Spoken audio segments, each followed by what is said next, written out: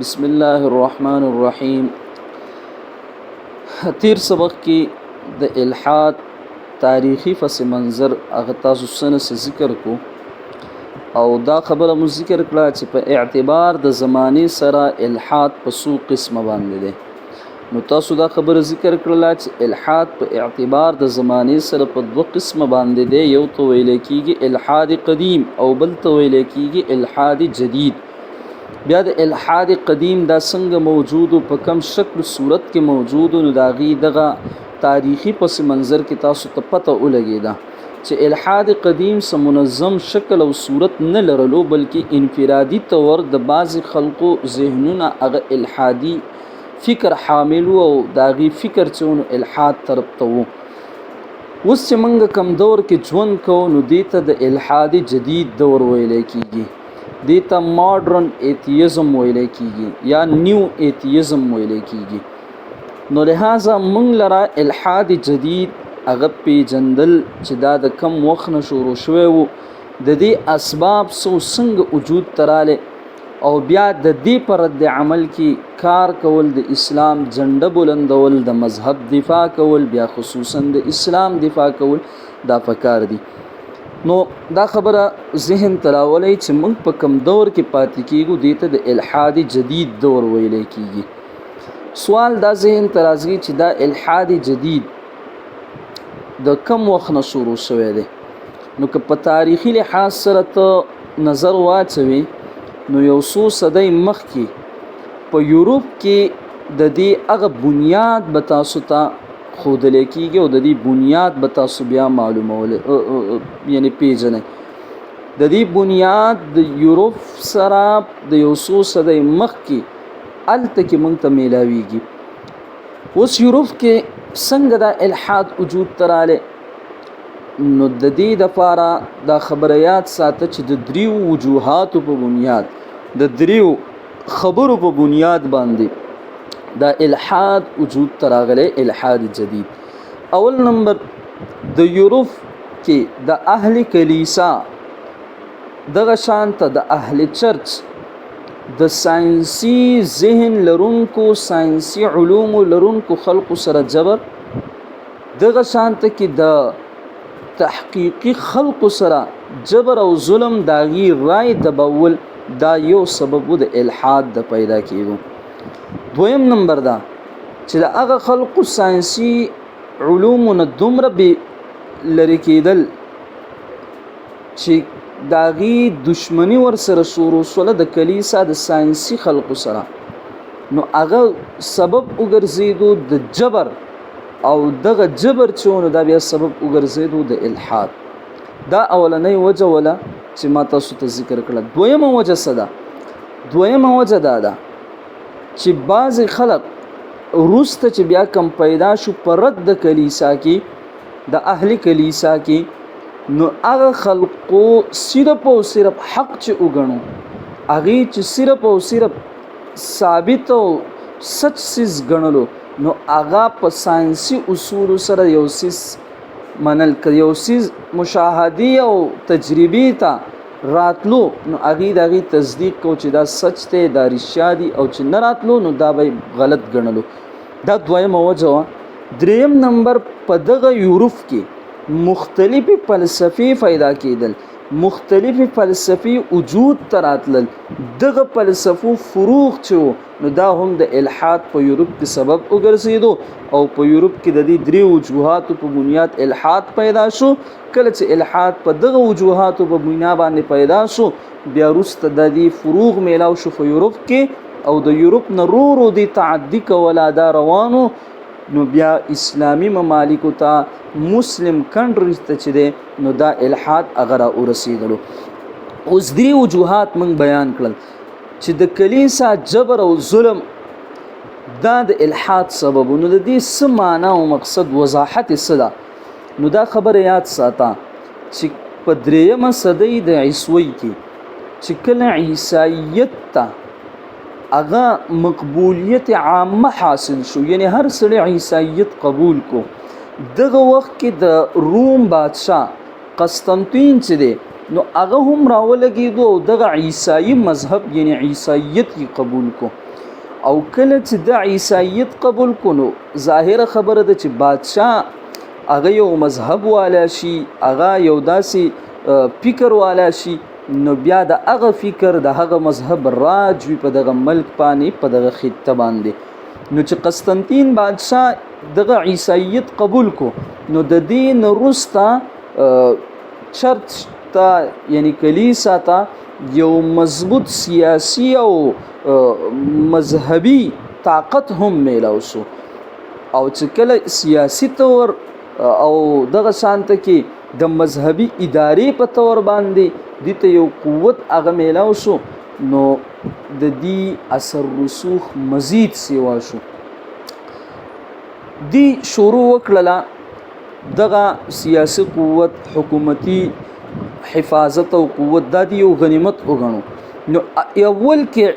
عیسایت او عیسایانو د مشرکانو خلاف کار شروع کو. نو چې کوم مشرکینو هغه مضبوط دباول او ختمول شروع کړل. اول به ورته عیسایت قبول کړه، عیسایت په نه قبولو بیا به ختمو قتلو وي. دغه شانت د بت پرستو خلکو خلاف هم خپل یو مهم هغه وچلو. اوله کې دا کار ډیر په تیزی باندې لاړې. د دې په درمیان کې داسې اوسو چې غیر چافیرا دغه وخت کم ارسطو او افلاطون یا نور داسې لوی فلسفي خلقو، نو د دې افکار په دغه علاقو باندې هغه سو رایجو، هغه ته یو ډیر لوی قبولیت حاصلو. نو اوس کلیسا د دغه سیزونو مخالفت په ځای باندې د دغه فلسفي خلقو هغه نظریات، داغي هغه افکار هغه هم د خپل مذهب حصہ وګرځوله. مثلا د ارسطو بعضی خبرې د خپل مذهب هغه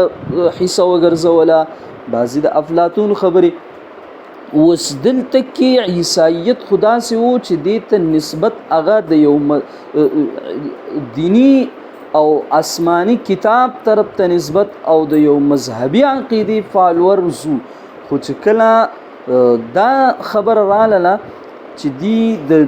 افلاطون او د ارسطو بعضی افکار خپل مذهب کې داخل کړل، نو هغه خو انساني او تخلیق او د انساني سوچ باندې بنا خبرې وي، نو خامخا په دې کې بیا کمزوري راځي. دی وخت کې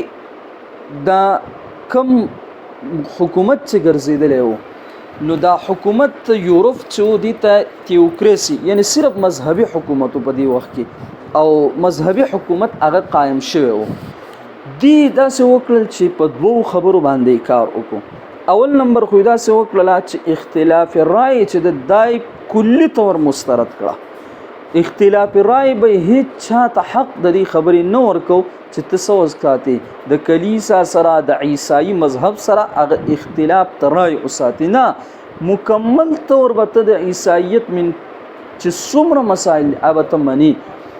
او چا چې به د عیسائی مذهب سره یو مسله کې اختلاف وساتو، نو هغه به فوراً وي دا مرتد دی او هغه به سکو قتل به کو. یو کار دا و. دویم کار دا چې کوم نوی علومو لکه ساينس شو یا دغه شانته نوی فلسفي وي، نو پاغي باندې مکمل پابندي ولګوله چې یو سړی باندې نوی علم زده کوي، با معنا د دې چې نه به ساينس زده کوي او نه به داسې یو فلسفه هغه لولي او هغه به زده کوي. که کوم سړی داسې وکړي نو دا د شیطان پیروکار دی او د داسې سړي سزا دا ده چې دی به قتلو. دا دوه کارونه وکړل. نو اوس دلته کې دا خو اهل علم هغه سو دباولو او هغه دفع کولو، یعنی ساینسي علم لرونکي او دغه شانته کې فلسفي خلق، نو دې خو په اوله کې هغه پوره کامیابی حاصله کړله چې دغه خلق هغه څه کړل دباو وساتل. خو لږ وخت پس داسې وشو چې د دین مذهب بی عیسایت خلاف هغه بیا سنه تحریکات وجود ترالل چې دا منګه د نوې علومو نه ولې منع کولی کیږو، دغه شانته کې د یو مدلل فلسفي نه ولې منع کولی کیږو. نو د دې دپاره د تحریکات شروع کړل. نو بیا چرته تحریک ته نشأ ثانیه په نوم باندې وجود تراله او چرته کې د اصلاح مذهب په نوم باندې هغه تحریک وجود تراله. ریفارمیشن چې ورته تاسو وایي یا نشئه ثانیه رینیسنس دا تحریکات چې کله وجود ترالل نو بیا د دې د وجې نه مذهب مخالفت شروع شو د مذهب چې کله مخالفت شروع شو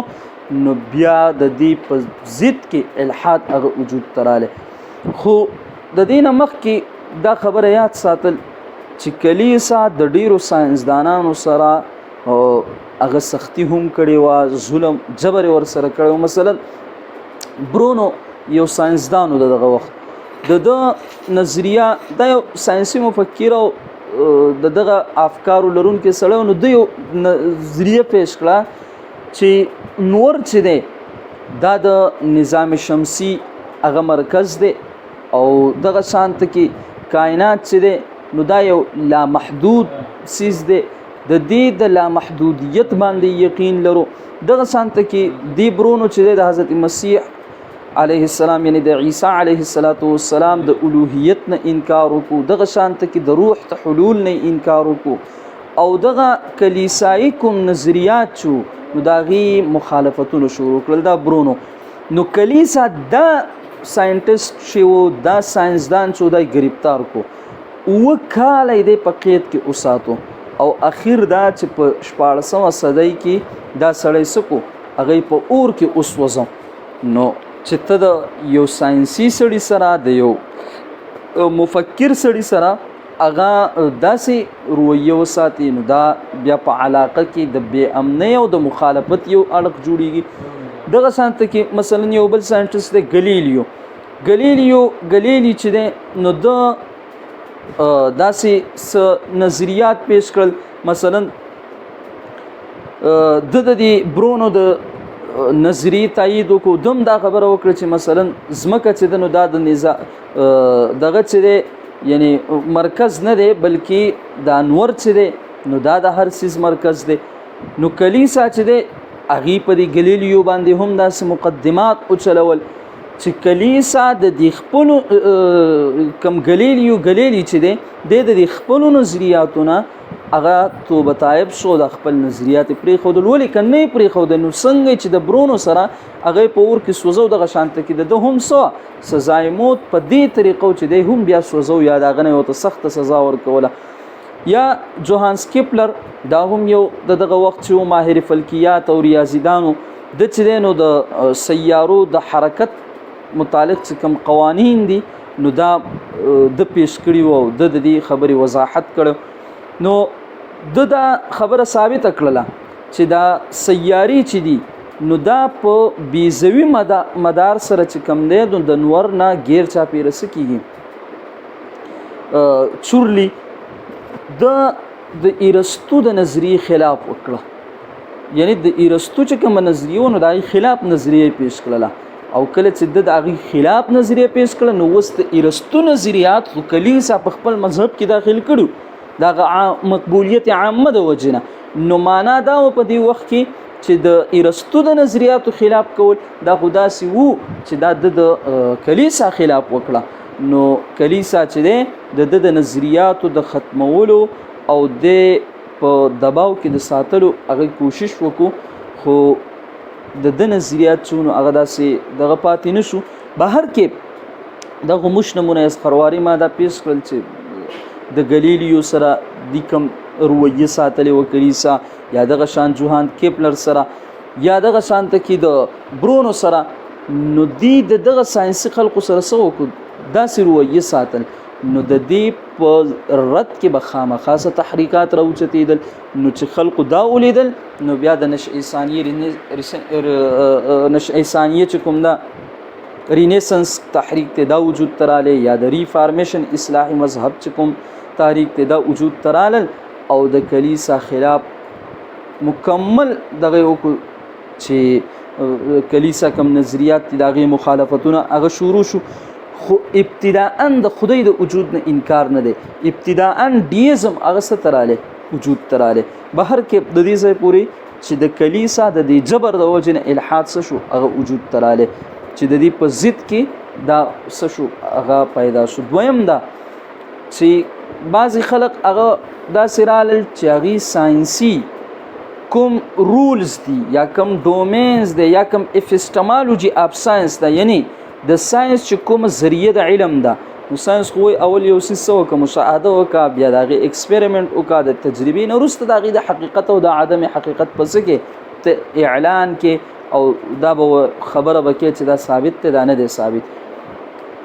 دا خبره دا رولز دا افلای کړل په میټا فزکس امور باندې، په ما بعد التبعیات امور باندې. نو د دغه په وجه باندې هم الحاد شو ایکو زګر چې میټا فزکس امور خدا سي دي چې په مشاهده کې نشیرات لې، هغه په تجربه کې نشیرات لې. مغیبات چې دي، مغیبات خو مشاهده نشي کولای کېدای، دغه شانته کې د مغیبات چې کوم دی نو ایکسپریمنت تجربه خو نشي کېدلی. نو دا دویمه وجه چې دغه ساينسي کم علوم داغه چې کومه طریقې کارو نو هغه په دغه خبرو باندې اپلای کو. نو د دې په نتیجه کې نظریاتي ساينس وجود تراله، او نظریاتي ساينس چې دی ګوره ساينس د مذهب خلاف نه دی، دا نظریاتي ساينس چې وجود تراله نو دا نظریاتي ساينس بیا د مذهب سره سو ټکراو. نو دا دویمه وجه چې د ساينس په نوم باندې نظریاتي ساينس مخ ته وچلیدو او خلق الحاد طرف ته لاړل. او دریمه وجه سوا مختلف فلسفي. نو دا مختلف فلسفي هم ولې وجود تراله، لکه د آزاد رای فریډم دا یو نظریه رااله چې هر سړی ته د آزاد رای حق حاصل لې، ولی کلیسا آزاد رای دباو کړی و او دا ویلو چې هیڅ چاته د آزاد رای، د آزاد رای معنی ده چې اختلاف رای ساتل د دلیل په بنیاد هم چاته حق حاصل نوي، او صرف که په عیسایت کې د حلول خبره ده، که په عیسایت کې د الوهیت عیسی علیه السلام خبر، په دې ټولو به مجبور او دا به منی د تثلیث عقیده شولا، د غشان تزمکه مرکز کېده شو، د ارسطو د افلاطون دغه تمام نظریاتو باندې وسړه سو مجبورو. د اظهار رای او د آزاد رای په نوم باندې تحریکات را ل وجود تو فلسفي را لې، او دا وی چې هر سړی ته د آزاد رای حق حاصل لې. نو دغه هم وجه د سو ګرځیدا د الحاد د پیدایشو او د الحاد د دغه وجنه هم څه شو هغه وجود تراله. بیا د مسلم معاشرو ته مسلم کنټریز ته، یعنی د مسلمانانو معاشري ته په کوم تور طریقه باندې راغلي دي، د دین روس ته بیا څنګه تللی دی، په یورپ کې څنګه خور شوی دی، دا بیا ان شاء الله سبا پیرد کې وایو. ښه دې ځای کې که تاسو ته څه مشکل وي نو هغه ماته ویلی شئ.